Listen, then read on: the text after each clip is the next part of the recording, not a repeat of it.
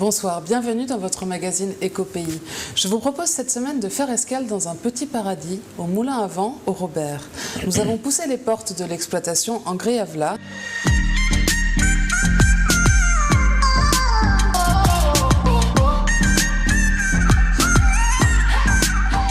Nous recevons ce soir sur le plateau le créateur de l'exploitation, passionné par les ressources naturelles de son île. Nous accueillons Émile Rosalie. Bonsoir, monsieur Rosalie. Merci de nous avoir ouvert les portes de votre entreprise. C'est normal. Alors, comment se passe la vie dans l'exploitation? Combien êtes-vous à travailler dans cette exploitation? Alors, nous sommes exactement et 3 à travailler. Donc, et de temps en temps, nous achetons des services, si on a besoin d'un entretien ou effectivement que quelqu'un intervienne extérieur pour faire des labos, pour faire autre chose. Et à quel type de métier faites-vous appel alors? Alors pour ceux qui me font des travaux de labo, ça peut être aussi ceux qui font de l'entretien ou peut-être aussi si c'est dans la partie, on va dire, restauration, c'est plutôt rare, hein, mais on peut de temps en temps avoir besoin de quelqu'un. D'un cuisinier ou d'une cuisinière? Oui, d'un cuisinier et tout, mais comme nous sommes dans une cuisine locale, donc nous travaillons beaucoup, on va dire, plus en famille, quoi. D'accord. Ouais. Alors, votre exploitation est située à Moulin à Vent, au Robert. Ce lieu a toute une histoire. Vous nous l'avez transmise. Reportage.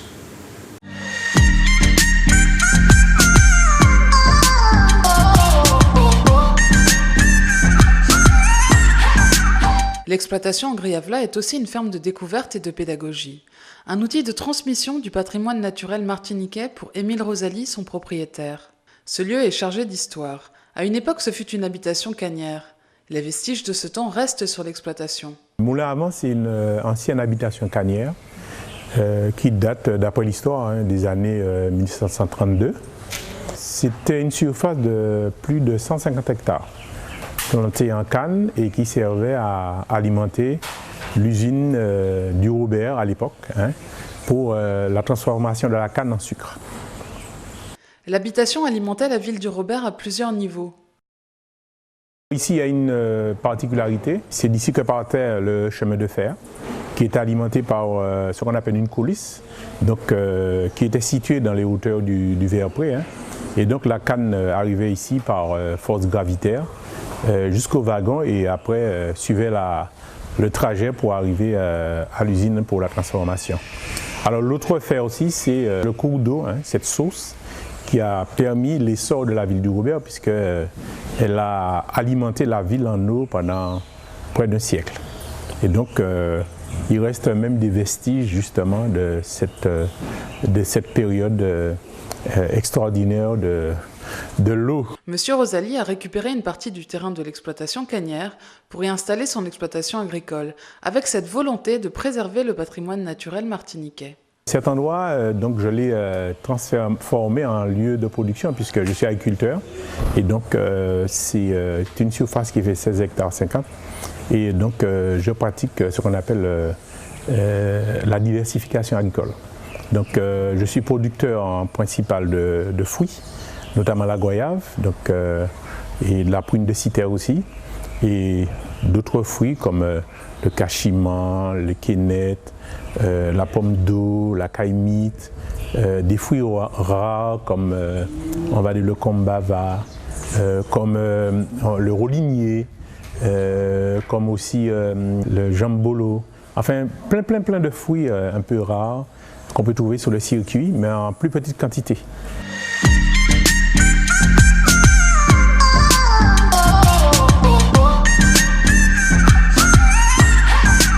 Monsieur Rosalie, votre exploitation est riche d'histoire. La source d'eau dont vous parlez dans le reportage fournissait la ville du Robert à une époque. Elle alimentait également le lavoir qui devenait alors un lieu de vie, de rencontre et une source de solidarité. Racontez-nous comment ça se passait à cette époque.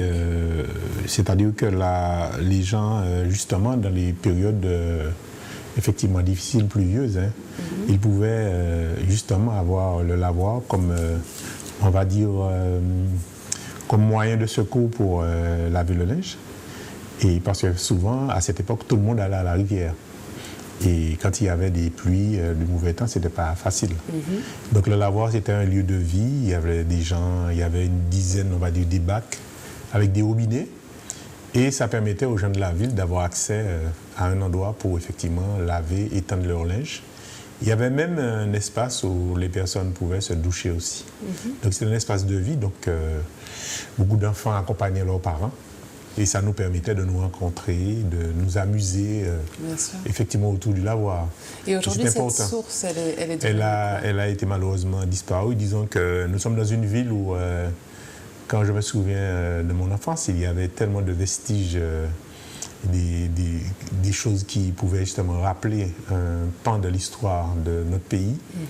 Malheureusement pour les dirigeants de l'époque, qui n'ont pas peut-être été visionnaires, et tout ça a disparu, mais sous le Robert, il y avait assez pour faire une journée de visite touristique. Tous les vestiges qui ont disparu, on se souvient de ce qu'on appelle la cale des marches, c'était tous les escaliers qui amenaient vers le bord de mer. Il y avait une sorte de chapelle près de la mer, ça a aussi disparu. Ce qu'on appelle la prise d'eau qui distribuait l'eau, qui est une œuvre d'art aussi, a disparu. Enfin, on peut citer énormément de choses comme ça qui, malheureusement, n'ont pas été. Et aujourd'hui, malheureusement, alors c'est pour ça que même aujourd'hui, il faut qu'on réfléchisse pour ceux qui seront là dans 20-30 ans. Ce qu'on garde et ce qu'on ne garde pas. Mais en tout cas, je crois que moi, chez moi, j'ai pu préserver un certain nombre de vestiges qui racontent un peu l'histoire et le développement de cette ville.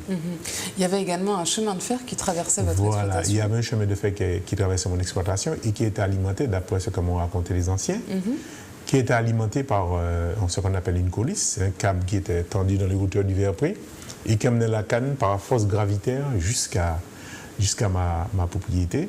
Après, la canne était rangée dans des wagons pour être acheminée vers l'usine et transformée en sucre à l'époque. Et il y avait aussi des mulets, des bœufs tigres, tout ça qui amenaient aussi la canne. Donc, pourquoi le système de coulisses, je suppose, c'est parce qu'avant on avait des routes très sinueuses, des routes, on n'avait pas les moyens d'aujourd'hui d'entretenir, il fallait faire les drains à la main et tout. Et en réalité, le câblage permettait justement de résoudre un problème de transport. Puis les wagons, donc pour tous ceux qui parlent de TCSP, on avait déjà, justement il y a 150 ans, déjà un chemin de fer en Martinique. Et d'ailleurs, par l'histoire, j'ai appris qu'il y avait 250 km de chemin de fer autour de la Martinique. À l'époque, oui. Ce qui nous aurait permis, en faisant quelques arrangements, avec les chemins déjà tracés, tout ça, voilà encore quelque chose qu'on a perdu parce qu'on n'était pas visionnaire et on ne savait pas qu'il y aurait eu autant de voitures. Mais on aurait pu pas mal circuler autour de ce pays en chemin de fer et peut-être moins de dépenses qu'avec aujourd'hui le TCSP. Moins de dépenses énergétiques aussi. Exactement, exactement. Alors vous cultivez et vous élevez des animaux. Vous plantez de nombreux arbres fruitiers. Nous vous avons suivi dans la visite de votre jardin. Reportage.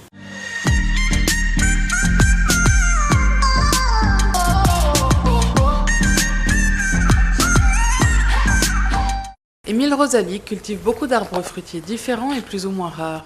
Nous retrouvons aussi dans le verger des plantes et épices traditionnelles utilisées dans la cuisine antillaise. Alors on parle en boisdène de petites feuilles, de grandes feuilles. Mais au fait, il y a mieux que ça. Puisque vous avez des boisdènes, vous avez le boisdène anis et vous avez aussi le boisdène citron. C'est utilisé comme condiment, il n'y a jamais de blas sans une feuille de boisdène ou de lentilles ou des haricots sans une feuille de boisdène. Là aussi, c'est un médicament. Quand les enfants, ou même les grands, on a de la fièvre et tout, on utilise ce qu'on appelle le biorhum, qui est fabriqué à partir de l'huile essentielle de boisdène et du rhum, et on frotte le corps. Et effectivement, ça permet de baisser la fièvre et de calmer les douleurs de la grippe. Voilà. Émile Rosalie maîtrise la culture de chaque arbre de son jardin. Alors on a ici la meurise, qui est les rares fruits rouges de Martinique. C'est plutôt rare, mais c'est un fruit très intéressant parce que quand on le roule dans le doigt, on fait un petit trou dedans, on presse. On va dire que c'est une pâte de fruits naturelle. C'est un fruit que je trouve intéressant, un goût, saveur, sucré. Même si certaines espèces sont rares, les Martiniquais consomment de plus en plus de fruits. On a aujourd'hui une explosion de la demande en fruits, donc les gens recherchent de plus en plus et nous, on met les moyens, on met le paquet pour pouvoir effectivement autant que faire ça peut répondre au plus près à ses besoins. On est peut-être un peu loin toujours, mais on est en bon chemin. La goyave reste la production principale de l'exploitation agricole. Alors ici, c'est, comme je vous disais, ça c'est la goyave, ici. C'est une variété acide. Particularité de cette goyave-là, c'est la couleur. Vous avez une couleur, si je trouve une bien rouge pour vous montrer. Cette couleur rouge, cette couleur chatoyante rouge, qui effectivement va raviver les papilles. Hein. Et puis, par rapport aux autres goyaves, c'est une goyave acide. Donc, le système, c'est que pour obtenir une gelée, on va mélanger sucré et acide. Pour le jus, ça va donner du goût. C'est la meilleure goyave pour faire les glaces, les transformations, parce que ça a de l'acide. Et quand on veut faire, par exemple, une confiture, une gelée, on ajoute 2-3 goyaves acides et ça fait prendre la gelée. Donc c'est riche en pectine. Quand vous êtes en métropole, vous êtes loin de votre pays, on a encore un petit bocal de confiture de goyave et tout le pays vous revient comme ça. Et ça, c'est un fruit. Moi, j'appelle ça le fruit aussi 3 fois miracle pour la qualité du fruit. C'est un fruit qui est 3 fois miracle parce qu'il renferme les 3 antioxydants les plus puissants qu'on peut trouver, notamment la vitamine C et le polyphénol. Donc c'est très très important. Et donc, celui qui consomme de la goyave régulièrement, se crée une barrière comme les radicaux libres contre les maladies, contre un certain nombre de problèmes, des problèmes qu'on trouve aujourd'hui qu'on connaît, les cancers et compagnie. L'exploitation en Griavla produit environ 100 tonnes de fruits chaque année. L'année dernière, je n'ai pas atteint ça parce que la sécheresse a été difficile et on a été effectivement dans un rendement de moitié. Mais normalement, si on a l'irrigation, si on a l'eau, je devrais atteindre. Mais en agriculture, rien n'est jamais vrai. Hein? Vous pouvez partir sur une vision et en cours de route, les intempéries, la sécheresse, les difficultés. Donc c'est pareil quand vous faites votre dossier auprès d'un technicien, il va vous dire les tonnages, mais il ne faut pas toujours vous accrocher à ces tonnages-là parce que vous avez aussi les aléas de la nature. Donc on travaille avec ça. Donc quand on est agriculteur, mentalement, il faut se préparer à ces genres de chocs hein, pour pouvoir toujours rebondir, mais ce n'est pas linéaire comme on croit. On ne vient pas avec comme si on vend des pièces de voiture. C'est compliqué. Mais c'est ça la passion du métier, c'est toujours rebondir après chaque défaite et être content quand on gagne. Ça, c'est important. Ici, c'est le mango Bassignac, chouchou des dames. Les dames aiment bien ce mango-là. Pour courtiser les dames, c'est la période des Bassignac, parce que les dames sont bien rondes, bien pulpeuses. Quand elles ont bien mangé des mangos, elles sont appétissantes. Donc voilà ce qu'on veut dire. Et donc c'est un mango qui a le goût du rhum. Mais la vraie zone de développement de la mangue, c'est le sud, d'ailleurs Sainte-Anne et compagnie. Émile Rosalie crée des occasions pour faire revivre les traditions.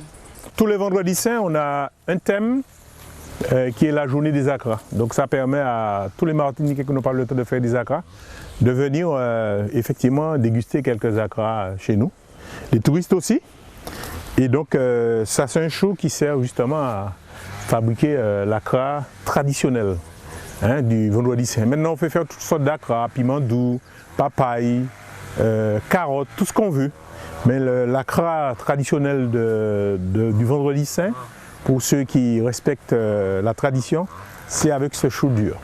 Il illustre sa démarche par la transmission de conseils ou d'astuces aux visiteurs du verger.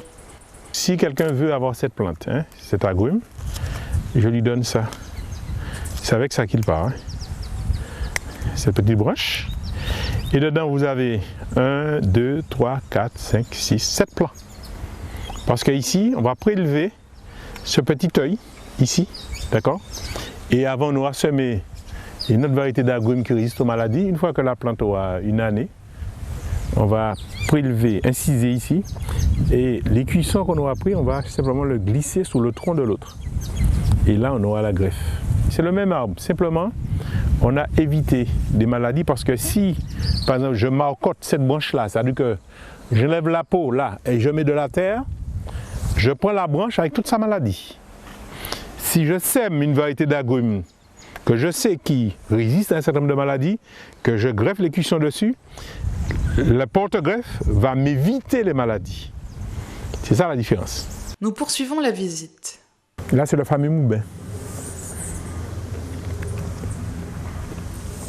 Là, le cannelier. On gratte la peau. Et puis avec un couteau, on va découper comme ça. Et puis on écarte l'écorce carrément. Et après, quand on a prélevé, ça revient, ça refait. Tout ça, c'est de l'écorce qu'on a déjà prélevée, mais ça s'est reconstitué. Chaque arbre nécessite des soins différents. Dans la taille, toutes les plantes ne sont pas égales. Et quand vous taillez un goyavier, vous lui donnez des coups de couteau, vous le taillez, il va réagir. Il va donner beaucoup de fruits. Il y a des fruits, des plantes qui redeviennent des bébés quand vous les taillez. Cet arbre, je l'ai taillé. Et le résultat des courses, ça fait 3 ans qu'il n'a pas reporté. Et il m'a fait voir que c'est maintenant qu'il refleurit après 3 ans de taille. Et c'est avec ça qu'on fabrique le Coca-Cola, qu'on fabriquait, puisque c'est de l'arôme artificiel maintenant. L'exploitation accueille aussi des chercheurs qui font parfois sur les terres des expérimentations agricoles. Ils ont planté 4 ou 5 hectares à peu près depuis une quinzaine d'années. Et ils ont sélectionné quelques plantes, quelques variétés. Donc ils ont ramassé sur la Martinique, un peu partout, des abricotiers qui leur semblaient être de qualité. Ils ont planté et ils les ont observés pendant un nombre d'années. Alors cette variété-là, c'est une variété qui a une particularité. La chair se détache du noyau quand il est mûr. En général, l'abricot, on est obligé de gratter le noyau. C'est ça. Ce sont des variétés qui sont, on va dire, griffées. Simplement, ça nous permet d'avoir les fruits beaucoup plus vite. Et d'être sûr de la variété, parce que dans les abricotiers, il y a aussi des mâles. Attention. Angriavla est le fruit d'une agriculture raisonnée.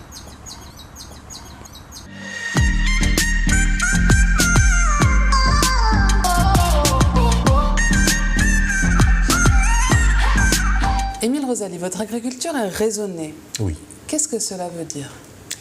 Ça voulait dire que moi, j'ai depuis plus d'une vingtaine d'années abandonné tout ce qui est traitement chimique et tout ça, quoi. Et donc, il y a beaucoup de collègues à moi qui sont passés en bio, mais ça ne se fait pas du jour au lendemain, puisqu'il y a les raisons économiques qui font que passer d'une agriculture, on va dire, conventionnelle à une agriculture raisonnée et bio, et ça demande quand même un temps. Bien sûr. Donc il faut absolument, comment dire, avoir une démarche. Et je suis dans cette démarche. Ça veut dire que je suis sorti de cette agriculture pour être dans une agriculture raisonnée qui voudrait dire que je vais intervenir sur ma plante que si vraiment j'ai un souci. D'accord. Après avoir pris des conseils, après avoir fait des analyses, ça sera vraiment le dernier recours. D'accord. Mais je compte sur la vigilance de la nature, sur la réaction des arbres, parce que je fais beaucoup d'entretiens. Comme je vous ai expliqué, peut-être qu'on va en reparler, que je suis dans un développement vertical. Oui. Ça veut dire chaque action que je mène, derrière, il y a forcément des conséquences écologiques qui sont, comment dire, avantageuses. Voilà. Mais par exemple, vous m'aviez expliqué lors du tournage que vous avez des animaux car vous coupez l'herbe du jardin pour nourrir les animaux et vous récupérez le fumier pour que ça serve. Voilà. Depuis quelques années, on a réfléchi, on se dit tiens, nous on veut justement faire de la débroussailleuse dans nos vergers. À tel point que je me souviens qu'on était dans une réunion avec un chercheur d'Issyrade qui connaissait. J'ai un autre collègue qui fait la même chose et qui nous a dit oui, vous êtes producteur de fruits, mais ce n'est pas des golfs que vous avez chez vous. Alors, parce que quand il est venu, il a vu effectivement, à force d'être avec la débroussailleuse, c'est vrai, quand on regarde, on a l'impression qu'on est dans un golf. Puisque c'est un moment, on a le gazon. Donc, on a réfléchi et on a vu que ça nous faisait quand même un coût assez élevé. Ici, l'entretien des débroussailleuses, enfin, toutes les charges qu'il y a autour, l'essence et tout, et on s'est dit comment faire pour amortir les coûts de production. Oui. Et à ce moment, on a décidé de monter un petit atelier caprin. Oui. Et donc, l'herbe fauchée est ramenée dans la bergerie. Donc, les animaux sont nourris en stabulation. Après, on récupère le fumier qui est produit par les animaux pour amener au sol. Et quand on accueille à la ferme, le cabri, et justement, ce cabri-là est, comment dire, cuisiné pour les visiteurs. Et ça nous permet aussi d'être dans une agriculture qui n'est pas intensive. Puisque vous êtes autonome. Voilà, on est autonome puisqu'en réalité, on fait de la valorisation du produit en transformant. Oui. Donc nous, on a un nombre de cabris limité, ce qui fait qu'on n'est pas obligé d'intervenir. Et la race choisie, c'est la race créole, qui est résistante aux tiques, à un certain nombre de maladies. Plus, effectivement, le fait de ne pas avoir une quantité d'animaux, ça nous permet justement, ça permet aux animaux d'avoir une santé autre que s'ils étaient en agriculture intensive. Bien sûr. Et alors, comment rendez-vous votre production fruitière? Alors, je fais partie d'un groupement, Vergers Jardins Tropicaux, qui existe depuis quand même de nombreuses années, je dis presque 25 ans. Et nous sommes partenaires de Royal SA. Et aujourd'hui, nous sommes, on peut dire, le seul verger organisé de la Caraïbe. Et nous produisons quand même plus de 1500 tonnes de goyaves au Royal qui n'importe plus avant. Je parle aussi des prunes de citer, des caramboles, des mangues et de tous les autres fruits qui sont transformés. Donc nous avons cette partie de fruits industrialisés avec un contrat en début de chaque année. Donc nous connaissons au départ notre production, c'est vraiment gagnant-gagnant. Et puis, à côté, nous avons développé, justement, comme la demande est si forte. Parce qu'aujourd'hui, on a un gros problème, c'est qu'on a une demande en fruits qui a explosé. Et nous sommes justement en plein développement de ces activités-là. Et avec nos planteurs, on essaie de diversifier le plus que possible. C'est ainsi qu'on a mis en place des plantations de caïmites, des fruits qu'on dira que les gens ont du mal à trouver, tout ce qui est carambole, tous ces fruits-là. Et effectivement, nous travaillons aujourd'hui avec les grandes et moyennes surfaces, mais nous aussi, ça permet à des petits transformateurs de profiter un petit peu. Oui, c'est ça. Est-ce que vous vendez aussi sur les marchés locaux, par exemple? Oui, parce qu'en réalité, des fois, nous avons, si vous voulez, par rapport à nos clients habituels, ça nous arrive d'avoir un peu plus de produits. Bien sûr. C'est-à-dire que nous ne pouvons pas gérer toujours la production, parce que des fois, on est dans des périodes pluvieuses, dans des périodes fastes. Vous ne maîtrisez pas ces voilà, on ne éléments. maîtrise pas. Et comme il y a de la demande, puisque nous importons 75% ou 70% de ce que nous consommons, nous sommes loin du compte.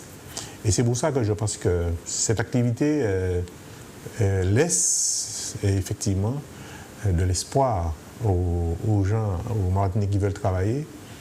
Et il faudrait que les responsables politiques en prennent conscience, parce que c'est du développement, on va dire, durable, et il y a de la demande. Maintenant, il faut qu'on travaille, comme je fais, de la matière aussi, avec ce que nous possédons, ce qui est à nous. Bien sûr. D'accord? Sans penser à ailleurs. Nous avons énormément de possibilités. Aujourd'hui, nous avons une chambre d'agriculture avec des gens formés, nous avons des ingénieurs, nous avons de la recherche, le CIRAD et tout, nous avons tout ce qu'il nous faut. Nous avons des aides aussi, européennes. Maintenant, il s'agit de former les jeunes, de les encourager, de les accompagner au plus près, pour voir effectivement qu'il y ait une relève, puisqu'il y a une trentaine d'années, je ne regretterai pas de le répéter, pour faire ce type d'agriculture, toute notre génération, on a été obligé d'occuper des terres. C'est vraiment dommage. Et ça n'a pas été tout de suite une volonté vraiment politique. Mais il a fallu qu'on fasse nos preuves, et aujourd'hui, il y a des politiques qui nous suivent. Et on les remercie, c'est qu'ils nous aident. Et on compte toujours sur leur aide. On leur fait l'appel de nous faire confiance. Parce qu'on est en train de sortir, de réaliser quelque chose d'extraordinaire. Mais justement, vous accordez une importance à montrer et à faire goûter aux Martiniquais tous ces fruits que vous cultivez et les légumes d'antan. Vous avez d'ailleurs monté un circuit de découverte suivi d'une dégustation. Oui. Quel est ce circuit? Parlez-nous. Oui, alors, moi, j'ai créé à l'intérieur de l'exploitation même, puisque c'est une ancienne habitation avec des vestiges de l'ancienne propriété. On parle du chemin de fer, tout le système de captation d'eau. Donc, nous avons décidé justement de faire découvrir tout ça. Et au début, c'était difficile parce qu'on avait des appréhensions en disant si on fait des gens visiter, il y aura des vols, il y aura des mauvais retours, il y aura des mauvais comportements. On est très surpris, les Martiniquais. Et la clientèle martiniquaise est notre première clientèle. C'est elle qui apprécie, alors, comme s'il y avait un retour aux sources. Bien sûr, mais justement, comment le Martiniquais reçoit ce retour aux sources? Le fait de se retrouver dans votre jardin, je l'annonçais comme un petit paradis, et effectivement, c'est le cas, où on est en plein. Non, il se réalise à travers nous.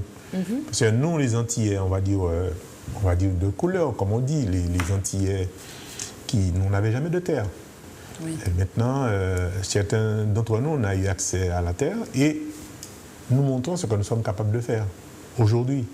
Et le Martiniquais qui vient visiter, il est étonné, il se dit, mais on pouvait faire toutes ces choses-là, parce que c'est vrai qu'on parle de jardin créole et tout ça comme un type de développement. Oui. Mais il faut savoir, et mon grand-père me le disait, s'il avait de la terre, il n'aurait jamais fait du jardin créole. Le jardin créole, à la limite, c'est peut-être une nécessité, mais c'est quelque chose de forcé. C'est-à-dire que si on nous a apporté en Martinique mais bien le sûr, concept exactement. Et les gens, s'ils avaient de la terre, ils auraient fait du développement, ils auraient eu des grandes propriétés, on aurait eu. Donc, le type d'agriculture qu'on a, là, aujourd'hui, notre génération, il y a une 30-40 d'années qu'on l'a mise en place, la diversification. Donc, on est au début de beaucoup. Je vois beaucoup de jeunes qui critiquent les anciens, qui disent que oui, les choses ne sont pas bien, etc. Mais je leur rappelle qu'en 30 ans, on a dû faire ce qu'on aurait dû faire en 150 ans. Aujourd'hui, un jeune qui vient s'installer, il peut trouver une propriété structurée, avec chemin, avec accueil, avec tout ce qu'une exploitation doit comporter comme une entreprise. Parce qu'aujourd'hui, nous sommes des entrepreneurs de l'agriculture. Nous ne sommes plus des jardiniers du dimanche ou qui nous faisons du jardin créole à droite à gauche. Non, c'est votre entreprise, votre métier. Voilà, votre il y a une activité attente. pleine. Il y a une attente. Et donc, cette visite qu'on a mise en place, justement, c'est pour permettre, justement, cette visite pédagogique aux gens qui viennent de découvrir le travail qu'on fait et de comprendre pourquoi, par exemple, on a des goyaves toute l'année. Quel est le type de taille? Qu'est-ce que c'est? Et que ça peut être tout à fait naturel. Mais bien sûr, tout à fait naturel, avec des techniques de taille, ce qui nous a été enseigné, ce que nous-mêmes nous avons appris, puisque en réalité, dans notre groupement, nous sommes aussi chercheurs. Parce que souvent, chacun de nous, on met des choses en place et on s'appelle en disant, tu sais, j'ai essayé ça. Oui, vous expérimentez. Exactement, j'ai essayé. On n'attend pas que sur la recherche seulement. Bien sûr. Mais quand on a des informations, on fait circuler entre nous. Et donc, c'est important. Et le public apprécie, dans la mesure où il découvre de nouvelles variétés, de nouvelles saveurs, parce que pendant la visite, ils goûtent les fruits, et notamment les enfants. Oui. Parce qu'avec les enfants, on va parler d'abord... Mais voilà, je voulais justement vous en parler. Vous accueillez également des scolaires, donc des enfants écoliers. Oui. Et vous avez trouvé un moyen de leur faire retenir le nom des arbres. Voilà. Simplement en reprenant l'histoire de nos parents. Par exemple, on va parler de la calebasse. Et je raconte une histoire qui est, je vais dire, qu'on entendait avant, c'est justement le fait de manger dans un couille. Et il y avait un enfant qui, effectivement, avait des soucis à l'école et il avait des problèmes pour retenir le toit de la maison, le toit TOIS, etc., etc. Et sa mère a été voir quelqu'un pour essayer de voir s'il n'y avait pas un souci, si ce n'était pas un voisin qui lui avait fait du tort, etc. Oui. Il n'a pas trouvé la solution. Au dernier moment, la maman qui dit à la personne qui la reçoit qu'effectivement, elle pense à quelque chose. C'est que l'enfant aime bien manger le grand couille du papa. Et la personne a dit, ça y est, j'ai compris ce qu'il a. Il a des trous de mémoire parce qu'il mange dans le couille et ça lui crise l'esprit. Et ça, ce sont des histoires qui marquent les enfants. Voilà, ce sont des histoires qui marquent les enfants, que les enfants apprécient. Et ça leur permet de retenir l'histoire, de voir le calebassier, de retenir son histoire. Mais aussi de et ça retenir marque des beaucoup. histoires. Voilà, à quoi ça sert. Quand on parle du fromager, on dit que quand on est en forêt, quand on passe entre fromager et un coubaril, on est téléporté, on est aspiré. Et il faut trouver 250 mètres plus loin la même situation pour revenir. Et souvent, j'explique aux enfants que si vous faites la visite, que vous n'écoutez pas, et que vous marchez devant nous, vous n'obéissez pas, vous prenez le sentier tout seul, vous allez disparaître. Et que j'ai des enfants, entre-temps, qui ont disparu. Il faut que je les fasse revenir. En faites attention. Et les enfants adorent toutes ces histoires. Donc, ce sont des histoires de nos parents, à l'époque, quand il y avait les grands-parents qui racontaient des histoires aux enfants et tout. Et je pense que toutes ces histoires-là nous ont permis, nous ont reliés à la nature. Et donc, ça nous permet... Et donc, après, il y a la visite et où l'enfant va effectivement goûter le fruit sur l'arbre. Oui. En même temps, il pourra mémoriser l'arbre, la saveur, etc. Voilà, par l'histoire, par tout ça, etc. Et donc, je pense que c'est quelque chose de très important. C'est un travail de transmission. Voilà. Et autre chose que des choses sur lesquelles sur lesquelles je préfère plus parler, c'est par exemple sur la... Comment dire, quand les anciens m'appellent, ils me demandent les animaux de la ferme. Je préfère faire la faune. Parce que les animaux de la ferme, c'est le fait des hommes. Nous, on emmène un cabri, on emmène un mouton chez nous, etc. On l'élève. Mais il faut que les gens comprennent bien, et les enfants ils le savent maintenant, ceux qui sont passés chez moi, il n'y a pas de production sans la faune. Oui. Ah, bien sûr, ils nous parlent du lion, du dromadaire, des choses comme ça, et des pandas et tout ça. Mais je leur dis, mais d'accord, ça c'est des animaux qu'on trouve ailleurs, qui sont nécessaires dans l'environnement où ils sont. Oui, mais ici, mais nous, ici, voilà, on a besoin de l'abeille. Et d'ailleurs, ils sont surpris quand je dis, si l'abeille disparaissait, il nous restait peut-être une trentaine d'années. Ah bon, ils vont nous piquer, tout ça. Non, j'ai dit non, simplement parce que l'abeille va polliniser. Et si l'abeille ne pollinise pas, on a moins de fruits.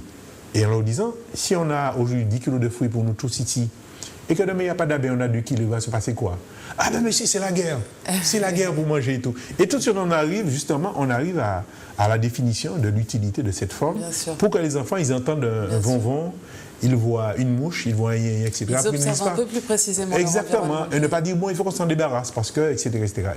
Et leur dire aussi, quand vous avez un environnement, vous voyez passer des papillons, vous voyez passer des libellules et tout, Dieu merci. Ça veut dire que pour nous, notre avenir est assuré, puisque ça veut dire que ce qu'on respire est sain, puisque ces petits animaux, c'est eux qui nous donnent le tempo, c'est eux qui nous disent, là c'est bien, si je suis là, c'est bon. Je suis à terre, je suis mort, n'allez pas là-bas. Ouais, donc c'est très important pour nous. Qu'est-ce qui vous semble nécessaire et important de transmettre à ces jeunes en quête de découverte et curieux de la nature? Alors, ce qui est important surtout pour nous, c'est de réintégrer les enfants dans leur milieu naturel. Puisque aujourd'hui, quand on regarde un peu notre population, on a l'impression qu'on vit dans d'autres pays. On imite les Américains, les Jamaïcains, etc. Et malheureusement, on ne prend pas toujours les bonnes choses. Or, on a nos valeurs, on a des valeurs à nous. Donc, quand les jeunes viennent chez nous, c'est pour leur transmettre ces valeurs. Mais les jeunes étrangers, vous leur transmettez ces valeurs. Alors, oui, c'est une façon aussi de leur transmettre l'identité martiniquaise. Voilà, l'identité martiniquaise et leur montrer que le développement n'est pas seulement parce qu'on a des grands immeubles, etc. Mais c'est dans l'humanité, dans la relation humaine, dans les choses qu'on peut échanger dans la vie, dans l'humilité. Parce que quand vous êtes agriculteur, vous avez beaucoup d'humilité parce que vous vivez des moments difficiles. Vous perdez des animaux. Vous avez un cyclone et qu'est-ce que vous faites? Vous pleurez le lendemain du cyclone et le lendemain, vous recherchez des plants, vous recherchez des animaux, vous recommencez. Donc vous apprenez et c'est pour ça que j'ai toujours dit quand je rencontre les gens de l'administration, notamment du rectorat, quand les enfants sont en décrochage, l'agriculture c'est une bonne thérapie pour les enfants. Mais à partir de 14 ans, si on peut les prendre à cet âge-là et que l'administration pouvait nous aider, ça aurait été une bonne chose parce que ça leur permettrait, dans les 3-4 ans qui viennent, d'être des hommes construits à travers... prendre une rigueur parce que mais bien sûr, une rigueur, mais aussi un enfant qui met une graine en terre, qui doit attendre... La patience voilà, la patience. Pour un concombre dans 60 jours, ça le construit. Bien sûr. Ça le construit. Hein? C'est important. Alors, votre fils, Jimmy, travaille maintenant avec vous à l'exploitation. Il vous aide à l'entretien et à la récolte de la production. Il anime également les circuits touristiques ou avec les scolaires. Qu'avez-vous transmis à votre fils? Cette passion de l'agriculture? Oui, c'est sûr que c'était difficile au départ. Hein. C'était très difficile au départ et tout. Et au fil du temps, il a découvert déjà la valeur du travail. Oui. C'est ce que je transmets aux jeunes parce que chaque année, j'ai des parents qui viennent me voir pour me demander est-ce que je peux effectivement les aider parce qu'ils ont des enfants en difficulté. Je travaille avec les collèges. Je travaille avec tous les gens, des gens qui font de l'insertion. J'ai jamais refusé à un jeune qui me demande un stage. Souvent, ils viennent me voir, me dire que bon, les entreprises dans lesquelles ils sont allés refusent, etc. Mais je dis que nous, si on n'aide pas les jeunes, on les aura contre nous demain. Donc, c'est notre rôle. Voilà, qu'est-ce sera l'avenir? Voilà, il faut transmettre les connaissances, nos savoirs. Pourquoi? Parce que notre pays a besoin de personnes formées. D'ailleurs, moi, de tout mon parcours, les jeunes que j'ai formés, j'ai toujours cherché un moyen pour les installer quand ils sont très bons. Et ce sont des pointus, ce sont des gens qui sont devenus des entrepreneurs. Alors qu'au départ, les gens disaient qu'ils n'avaient aucune chance. Donc, c'est ça. Donc, c'est ce que j'ai transmis à mon fils, c'est la valeur du travail. D'être rigoureux. Est-ce que la réflexion sur la manière de cultiver en Martinique est-elle, selon vous, nécessaire pour s'assurer une agriculture durable dans le temps? Mais bien sûr, parce que nous n'avons pas beaucoup de foncier. Donc ce qui est important, c'est qu'on puisse effectivement bien structurer nos exploitations, c'est-à-dire avoir tous les moyens normaux pour que quelqu'un puisse produire, comme une entreprise. Ça veut dire que pouvoir avoir accès à l'eau, parce qu'on a vu la période de sécheresse qui passait, du matériel pour pouvoir travailler parce qu'il y a des choses qui sont difficiles à faire, et puis des moyens de commercialisation qui sont, on va dire, convenables, pas à n'importe quel prix, à la valeur de ce qu'on fait. Parce qu'en réalité, nous, les Martiniquais, de plus en plus, sont demandeurs des produits. Ils ont compris qu'importer n'est pas la meilleure des choses. Je ne dis pas qu'on est capable de couvrir toute l'importation. Non. Mais il faut qu'on produits ne sont pas... Il faut qu'on progresse. Bien sûr, il faut qu'on continue à progresser. On n'a pas besoin d'importer tout. Exactement, parce que peut-être que quand on va manger un kilo de pommes, on n'aura besoin de manger qu'une seule orange. C'est plus économique parce qu'une seule orange en Martinique a plus de valeur qu'un kilo de pommes qui arrive avec tout ce qui est pesticides. La pomme qui reste un an sans Voilà, exactement. Donc, ça revient au même. Alors, des gens disent oui, que nous sommes chers. Nous ne sommes pas chers parce qu'il faut savoir que, à partir de l'exportation, le prix du produit n'est jamais cher. C'est pour ça que de plus en plus, on trouve dans l'agriculture des initiatives de gens qui font des circuits courts. Oui. Qui vendent directement pour permettre aux gens d'avoir accès, ceux qui n'ont pas beaucoup de moyens. Aux produits locaux, bien sûr. Qualité. Mais alors, comment voyez-vous aujourd'hui l'avenir de l'agriculture en Martinique? Moi, je suis très optimiste. Par rapport à tous ceux qui étaient pessimistes, etc., nous avons pu faire quelque chose d'extraordinaire, c'est de pouvoir convaincre un certain nombre de politiques qui comprennent l'agriculture à leur manière. C'est une grosse partie du travail. Exactement. Mais il faut que les gens nous respectent et nous écoutent. Parce que c'est nous, les professionnels. Maintenant, ils sont là pour nous accompagner, même pas décider pour nous. C'est nous qui devons décider. Nous avons, comme j'ai dit tout à l'heure, nous avons tous les moyens à notre disposition aujourd'hui. L'agriculture est financée, c'est pas pour rien, parce qu'aujourd'hui, on peut peut-être rester sans télévision, sans portable, on peut rester sans, peut-être, je sais pas moi, sans la voiture, mais malheureusement pas sans se nourrir.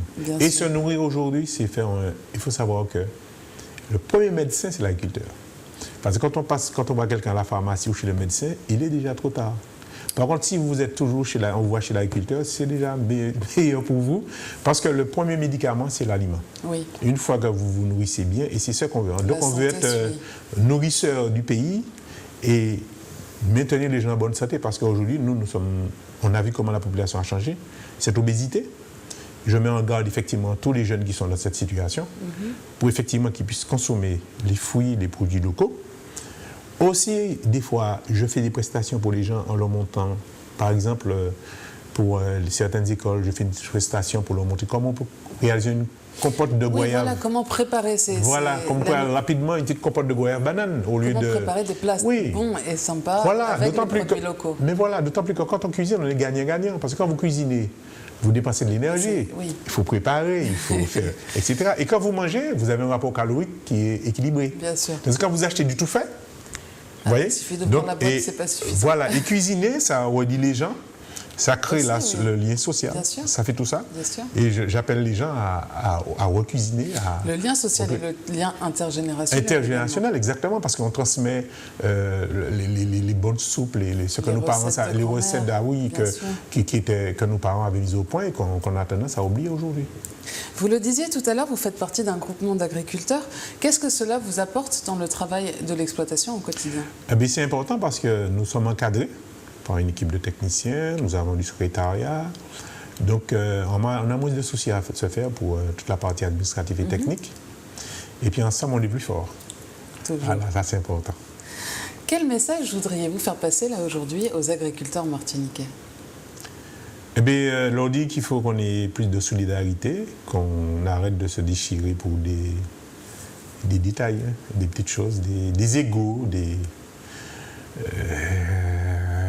je suis le meilleur, le plus fort. Nous poursuivons un même chemin et moi, à l'époque où j'étais jeune agriculteur, il y avait beaucoup de solidarité. C'est ce que je demandais aux jeunes, de s'appeler, d'échanger, que l'un puisse rencontrer l'autre. Se prêter le matériel. Se prêter du matériel. Avant, c'était comme ça, entre nous, les anciens.